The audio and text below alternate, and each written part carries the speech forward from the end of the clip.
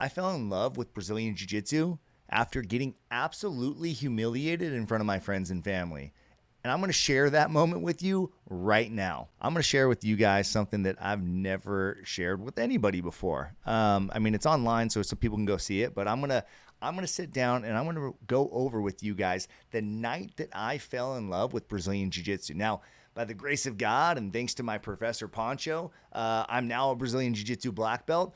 But I went like anybody else. I went the long, hard road to black belt, and I know precisely the night that I fell in love with Brazilian Jiu Jitsu. It was the night of my first ever MMA fight. I got into a cage and fist fought another man for other people's viewing pleasure, and that was the night that I fell in love with Jiu Jitsu.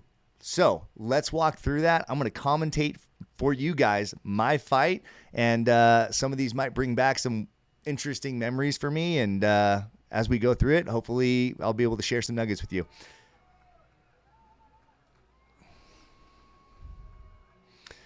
So walking out here, I remember just being totally locked in. Backstage, when you're in the changing room, in the dressing room, getting warmed up, you can hear all the fights before you, and you can hear the crowd going crazy. And every time you hear the crowd going crazy, it was kind of intimidating backstage because you knew that somebody either got knocked out or tapped out or somebody just got finished, right? When people just went absolutely berserk. So you're in the back warming up, and it's kind of like being a gladiator under the arena and knowing that combat is going on above you, and you're about to be out there, and you're about to be next. And so backstage or in the warm-up room, I mean, it's incredibly intimidating. But at this point right here, where we're walking out and we're in the ring or we're in the cage, I remember feeling locked in. I remember feeling like really prepared and ready to go. There is one thing that threw me off a little bit, and this was pretty funny.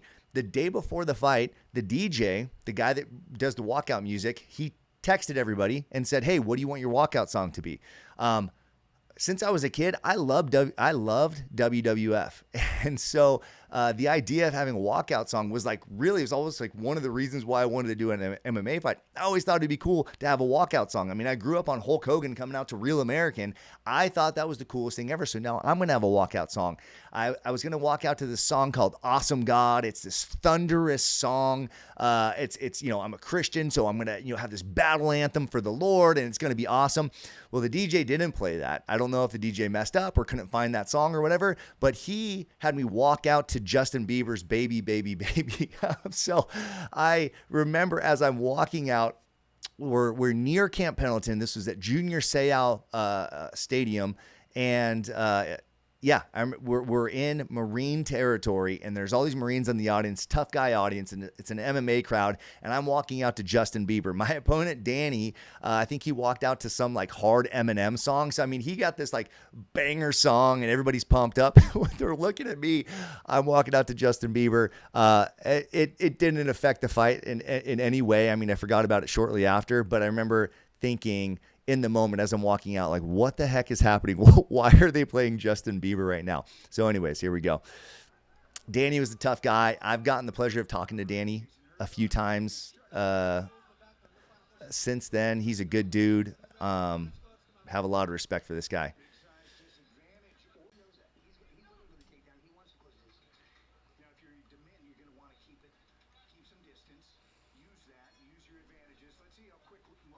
Boom. All right, so pretty cool for me, right? We come out, come to the center of the ring. We touch gloves. He moves forward. I head kick him. A few things on that. And I won't pause it so much as I am right now. This is some of the setup stuff. But that head kick, if you go back to the ref, Jason Herzog, I mean, this guy's refed Conor McGregor fights. This guy's refed, I mean, every big main event in UFC he's been a part of in some way or another as far as referee or cage side referee. This guy's the real deal. He's really good. I mean, a really good referee, top tier. He even has this line where he says, "Hey, we talked backstage. We went over the rules in the back." Now, one of the rules that he went over with us in the back was actually that because we're amateur MMA fighters, we're not professional MMA fighters, we're not getting paid to do this. he said that if any of you guys drop your opponent with a strike, so you punch a guy and he falls to the ground, you kick a guy and he falls to the ground, we're going to call the fight immediately. So one of the rules they told the amateurs was there will be no follow-up. We're not going to allow you guys to take any damage on the ground. And as you see, when the fight starts, we go out and immediately I head kick him and drop him.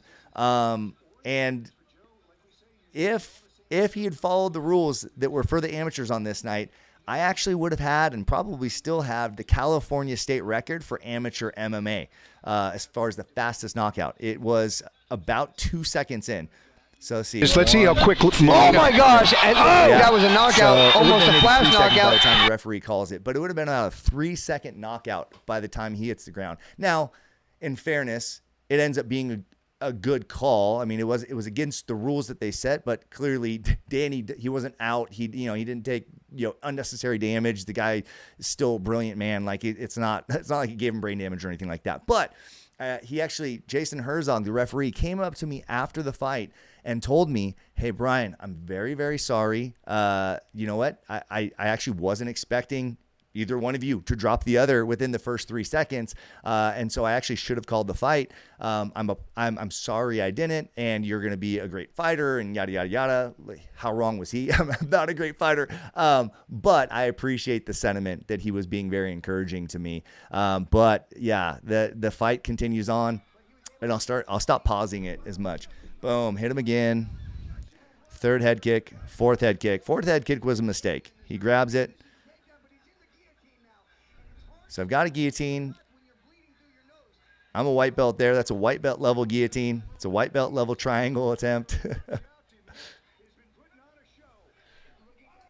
So now here, Danny. So I didn't preface this, and you hear the commentator saying it before the fight, but I'm 6'5". Danny's much shorter.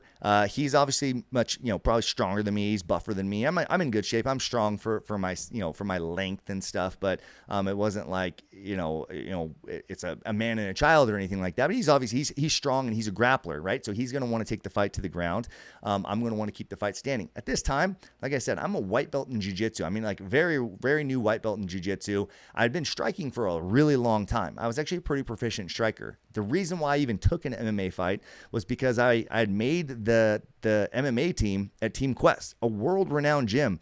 I made it because I was a good striker, and I'd been doing Muay Thai and kickboxing for a long time. And so I was in there sparring with some of the best guys in the world, guys like Sam Alvey, who's he's currently, right now, to this day, still the 2-division karate combat champion. I mean, a phenomenal striker in his own right. He's actually my cornerman for this fight, Smiling Sam Alvey. Shout out to you, Sam. Absolute legend. Love that guy. Sean Strickland. I was a training partner with Sean Strickland. We were in the room striking together every day, sparring, all the time. Dan Henderson, these legends. I was in there sparring with these guys. And so I would have success on sparring days that were just striking. And so I had this false belief that I was better at MMA, which is all the martial arts. I had a belief that I was better at MMA than I actually was. I was good at striking, and I could strike with MMA guys, but I couldn't do MMA with MMA guys because I didn't have jiu-jitsu. I had very, very limited ground fighting skills. So Danny here, going back to the fight, Danny drops down on a leg. He's working an ankle lock here. Now, we have these amateur shin guards on. And so when Danny dropped back for this, he's a purple belt at this time. I believe Danny was a purple belt then. Danny's gone on. He has his black belt as well. We were both black belts in Brazilian Jiu Jitsu now. I imagine, I haven't rolled with him, but yeah, I imagine he's a very, very good grappler by this point. He was already a really good grappler back then. He was, between the two of us, he was light years ahead of me in terms of grappling. Now he falls back for an ankle lock. I imagine if he was a purple belt, I don't know this, he never told me this, but I imagine he was probably pretty good at dropping back for leg locks. And had this not been amateur MMA, he might have finished me here with a heel hook, because the shin guards we had on made it very hard for him to finish an ankle lock, a straight ankle lock, but it would have been very hard for me to get out of a heel hook. So I imagine he probably dropped down on a leg right here and then realized that he's not allowed to do a heel hook, which would have won him the fight if that was legal. So if it was pro MMA, he could have got a heel hook here. He didn't. He went back for the ankle lock. I have long legs. I'm pretty good at defending ankle locks. And so I was able to defend this and get out here. Okay. I cheat right there. I grabbed the fence. Didn't intend to. Just an accident. Boom. Hit some ground and pound. Popping them pretty good. Right here, I should have attacked, but I'm trying to keep the fight at distance. I want to keep the fight at distance, but then I just throw another head kick. Let's go back here and talk strategy real quick. Okay, so boom. I hit him with some ground and pound. He's messed up right here. You know, he's probably a little bit dizzy. Now, this is where I'm a high enough level striker to where I should have been able to. Sorry, guys. I'm not good at this. But I should have been able to, boom, right here. Okay, this kick, I just landed 4 head kicks earlier in the fight. I should know that he knows, or he should be concerned about another head kick coming. He even blocked high right here to protect the head kick. If I had thrown a body kick to the liver right here, I would have ended the fight. Like the fight would have been over. I would have blasted him. He would have. If you've ever taken a liver kick, you cannot get up from it. It doesn't matter how tough you are. Danny's an absolute monster. Not even Danny would have been able to get up from it because liver kicks are absolutely debilitating. This was dumb on my part, and this is actually, even though I wasn't very good on the ground, I was a good enough striker that I should have known. What I didn't know about fighting in front of other people was how much adrenaline you get when you head kick somebody and the crowd that was cheering for them goes absolutely silent, and you hear all the people that were there for you go absolutely bananas. So after I head kicked him at the very beginning, I'm instantly addicted to the noise of the crowd. Some people, good fighters, say that you can't even hear the crowd. I could hear the crowd. I was very aware of the crowd and kind of wanting to be a showman. I'm trying to finish the fight with a head kick, and that was dumb. Because in hindsight, if I would have finished the fight with a body kick, that would have been even cooler because it would have been a very technical move. But Danny, ready for it. Boom. Slams me to the ground.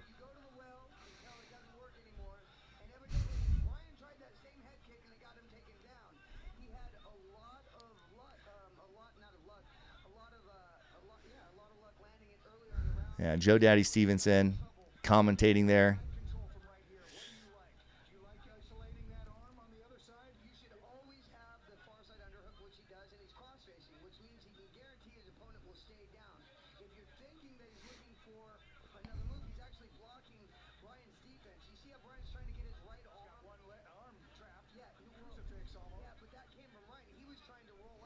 So what they're saying right here, and they're actually, as limited as my jiu-jitsu is at this point, I am, and I'm not very good at it at this point. As soon as he puts his arm between my legs, which sounds kind of weird, when he puts his arm right here, stop. The guy on top should never have his arm between the bottom guy's legs, because my hand right here, if I just push on his head, or if I take my forearm and push it against his head, I should be able to get an inverted triangle, and I kind of go for it there, but he recognizes it and he stops. The commentators even recognize that I was trying to be offensive. So he's not really, none of the stuff that he's doing right here is hurting me. It's pitter patter. He's just, staying busy, staying on top. This is dumb of me. This is white belt stuff right here. I'm holding him down on top of me. He's passing into mount. I know enough to try and trap half guard. But I'm very limited in my skill set right here, and I'm lost. I'm not doing anything I should be doing. I'm not shrimping out, not framing, creating distance or anything.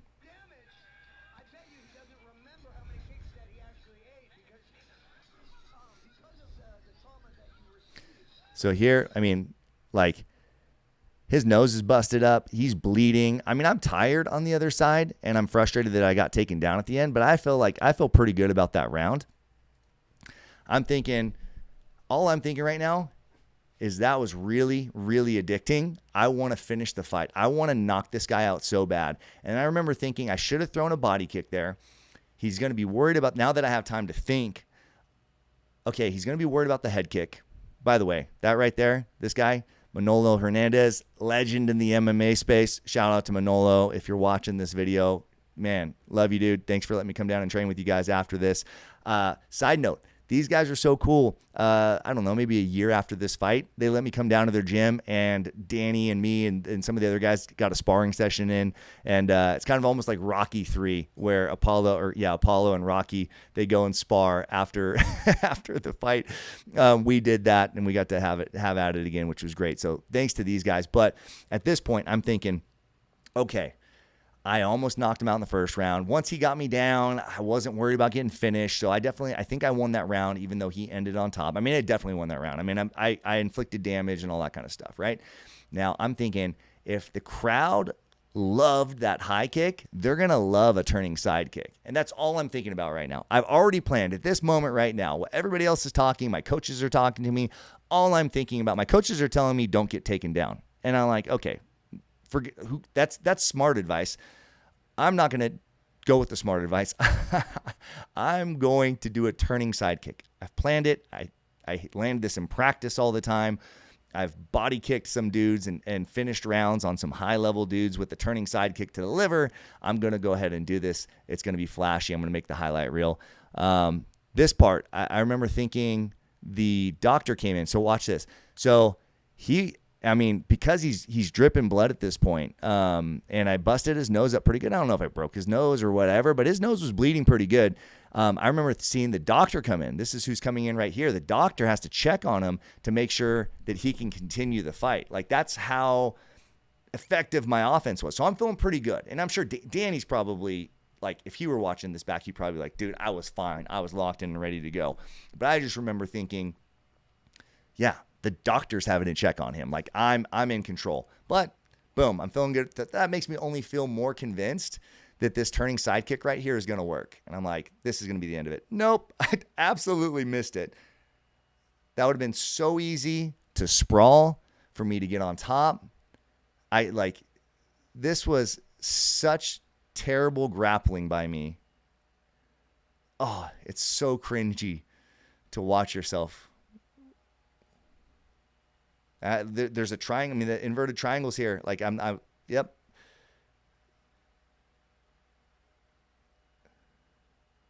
Just flopping around like a fish on dry land here.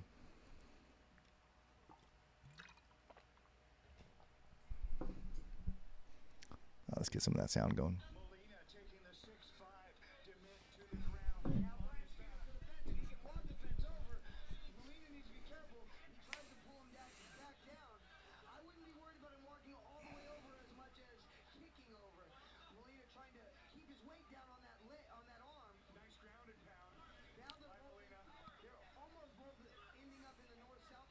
So what's being more effective here is not the ground and pound. The ground and pound, like, none of this stuff is hurting. Like, none of this stuff is landing. None of it's big shots. None of it's actually that much more rough than regular jiu-jitsu. Like, regular jiu-jitsu, you catch an elbow or whatever, you catch some pressure every once in a while. Like, none of the strikes are actually hurting me. What is wearing me down is the exhaustion. I mean, like, you're in jiu-jitsu, you need to stay calm. When your friends and family are watching you get pinned to the ground by another grown man and you can't get up, that's a very, very humiliating thing. But it's also too, it's actually, like, it's very difficult to remain calm. It just, that you need to be, you need to push the pace, but you need to actually be able to collect yourself. I'm not collecting myself at all. I'm just exerting myself. And yeah, here we go. So we're one round apiece.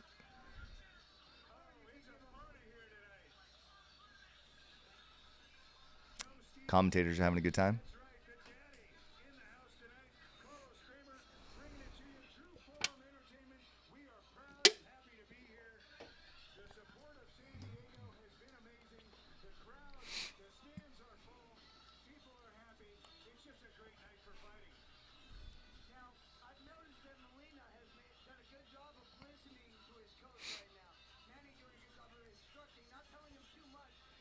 I'm exhausted right here. I am so tired. Might be the most tired I've ever been in my life. We're only 4 minutes into this fight. I mean, it's crazy.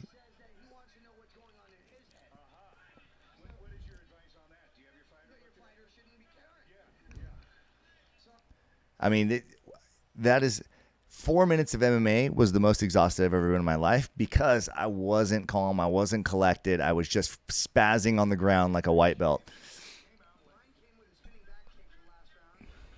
So now I'm like trying to throw less kicks. Boom. I hit a nice right cross on him, but he goes for the double or the single leg, excuse me. And, man, so that ground and pound's being a little bit more effective. I don't remember it particularly hurting, but again, my adrenaline's going, but it looks pretty effective right there. That's probably the most effective offense he had. I think he's pretty pumped up knowing that he won the second round. He knows he won the second round. He probably doesn't know one way or the other. I don't know if he's thought about if he needs this round or not, but he looks like he's pretty convinced he needs to win this round. And it's smart. I mean, in that close of a fight, you got to go for it. So boom, I get up because he tried to go for a submission. He's going for a guillotine right here.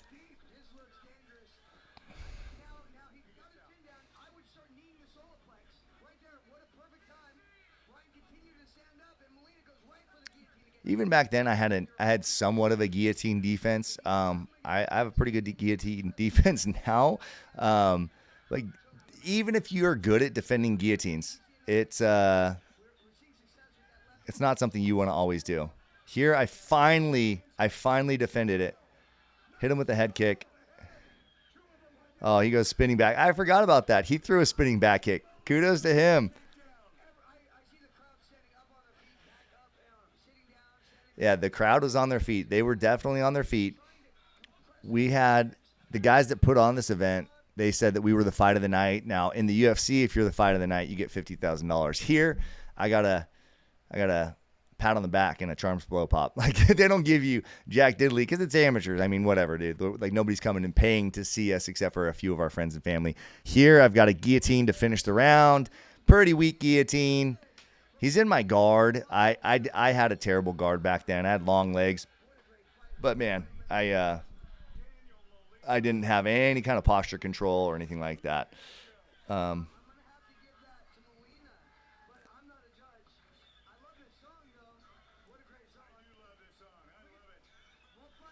look at that elation. He's pumped. I got Sam Alvey comes over, picks me up. Hopefully we're trying to convince the judges that that I won the fight. At that point, I'm pretty sure that I didn't win the fight because I know the second 2 rounds I got taken down. Now I was actually surprised here by the judge's verdict. Here, listen to the judge's verdict. Again, I think Danny won. Danny thinks Danny won. Everybody thinks Danny won. So I'm actually pretty surprised.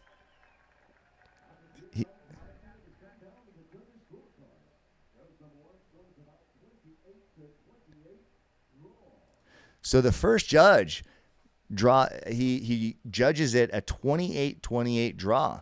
And so the reason why was because the way that scoring worked, they actually gave me 2 points for the first round, and then they gave him 1 point for winning the second round and 1 point for winning the third round. So we each kind of scored 2 points in the match.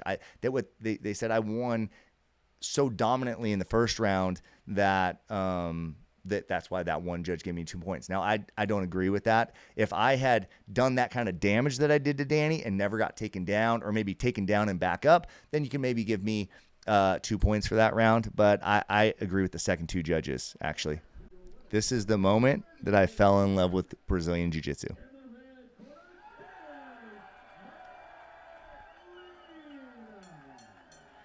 Nothing lights a fire under me like failing at something. That was a really humiliating moment. I was happy that I made it through. I didn't get finished. I was in a MMA match against somebody that was a much higher level of jiu-jitsu than me. I'm pretty sure I was a higher level striker. So that's fine. That's a classic MMA fight. I mean, there's always going to be somebody that has a better skill.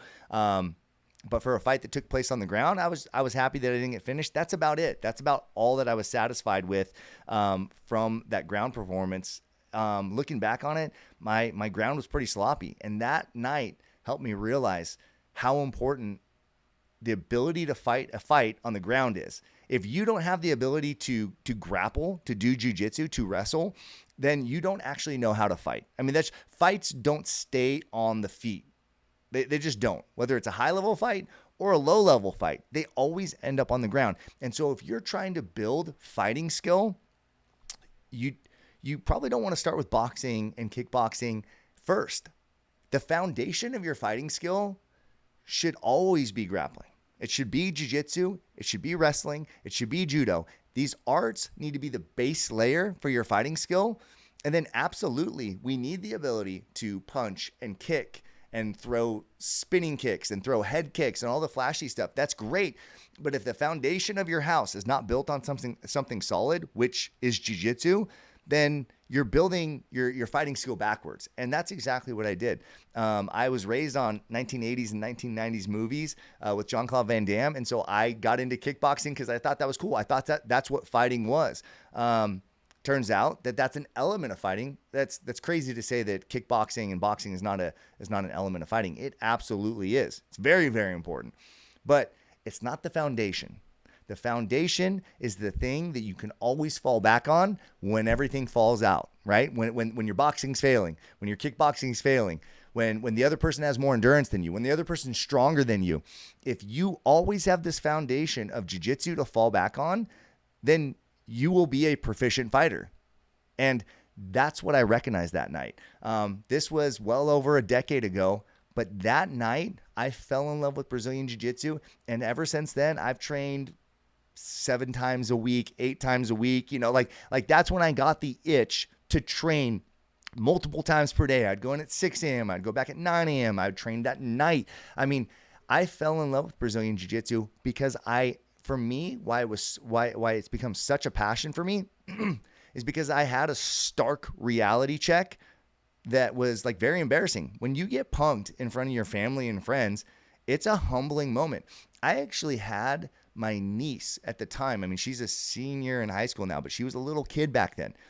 And I remember she came up and was crying afterwards. She was bawling her eyes out. So I actually had Danny, my opponent, he came up and I said, "Hey, Danny, can you tell my niece everything's fine? We don't hate each other or anything like that." I mean, it was actually very sweet on him and his corner side that they were so nice and respectful. They cheered my niece up. But we showed them like, hey, there's no animosity here. Uncle Brian's okay. But that was really humbling to see my niece so worried for me that it made her cry. It was very humbling that my friends and family drove an hour and a half to come see me fight. And then I got pinned to the floor and held down by another man against my will. That was very humbling. One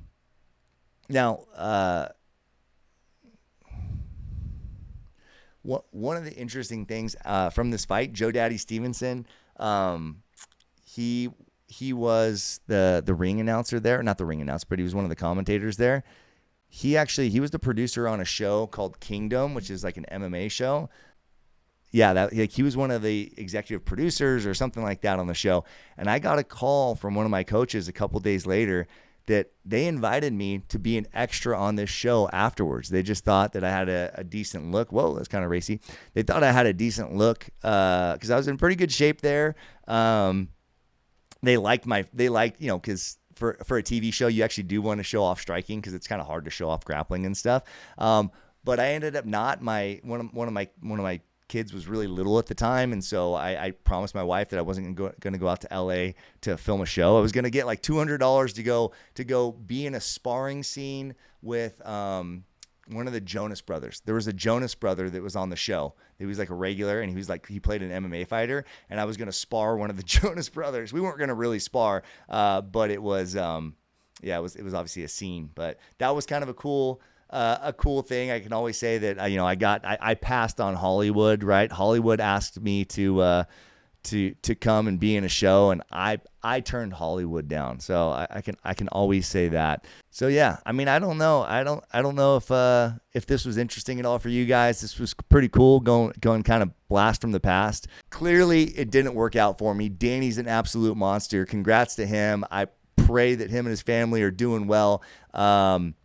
Absolutely, there's no animosity when you go into a situation like this. You actually have more admiration and respect for somebody. So I hope you guys found this to be fascinating. Let me know how you fell in love with jiu-jitsu. I'm genuinely curious because I'm in the business of jiu-jitsu now. Randy and JoJo Scott and myself, we own a jiu-jitsu gym called Mission Jiu-Jitsu, and we love to evangelize jiu-jitsu. We love spreading jiu-jitsu to people. And so I'm curious, why do you love jiu-jitsu? Comment below, let us know, shoot me a DM. We would be happy to hear your story. And guys, Saints, Godspeed, and go train.